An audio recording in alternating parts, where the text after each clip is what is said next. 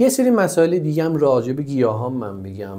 بازم ما یه سری گیاهان داریم که استفاده روزمره هستش، آش سبزی، خورشت سبزی استفاده میکنیم ازشون، ولی باز رفتیم توی مسیر دیگه، رفتیم توی حیات وحش، یک سری میوه هایی که حالا بومیه یه سری کشورهای خاص هستش اونجا استفاده میکنن، مشکلی نیست، ولی باز اونجا ما دستاندازی انجام دادیم، محیط زیست رو تخریب کردیم.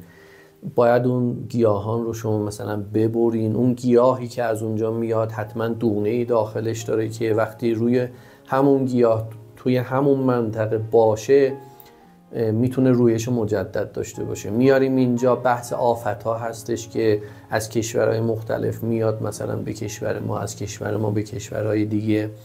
ما این ترتیبات و تقسیماتی که به صورت طبیعی هستش رو به هم زدیم.